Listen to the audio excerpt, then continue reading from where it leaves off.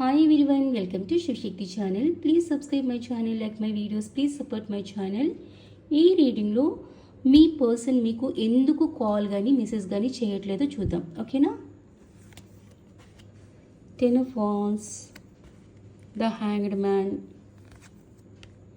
Strength, okay, 6 of Swords, Knight of Cups, okay. Me person మీకు ఎందుకు call కానీ చేయట్లేదంటే మీ person some సిచ్యువేషన్లో పూర్తిగా హ్యాంగ్డ్ పొజిషన్లో ఉన్నారు. అంటే తను ఏ నిర్ణయం తీసుకోకుండా తను పూర్తిగా హ్యాంగ్ అయిపోయారు. అంటే హ్యాంగ్డ్ పొజిషన్లో స్టక్ ఫీల్ అవుతున్నారు. నిర్ణయం తీసుకోవట్లేదు కానీ ఆలోచించేస్తున్నారు. అండ్ ఇంకొకటి ఏంటంటే మీ పర్సన్ సమ్ సిచ్యువేషన్లో బర్డెన్ ఫీల్ అవుతున్నారు. చాలా బర్డెన్ ఫీల్ అవుతున్నారు. మోయలేని భారాన్ని మోస్తున్నారు అక్కడ.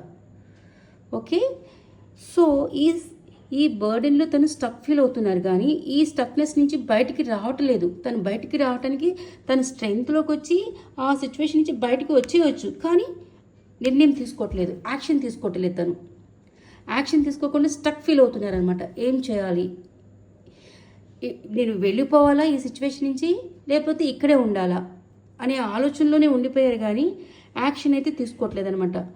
సో ఇక్కడ మీ పర్సన్ హ్యాంగ్డ్ పొజిషన్లో ఉన్నారు, బర్డెన్ ఎనర్జీలో ఉన్నారు.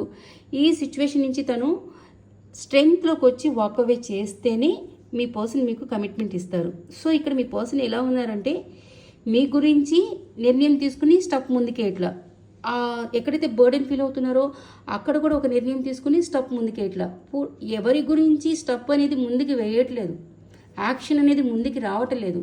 పూర్తిగా హ్యాంగ్డ్ పొజిషన్లో కూర్చున్నారనమాట. ఇక్కడ ఏంటంటే నేను నా పర్సన్కి నేను కమిట్మెంట్ ఇవ్వగలనా ఇవ్వలేనా ఇదొక ఆలోచన. సో నేను ఎక్కడైతే బర్డెన్ ఫీల్ అవుతున్నానో ఆ సిచ్యువేషన్ నుంచి నేను బయటకు వెళ్ళిపోనా వద్దా ఇదొక ఆలోచన. ఈ ఆలోచనలతో తను పూర్తిగా హ్యాంగ్డ్ పొజిషన్లో అయిపోయారు.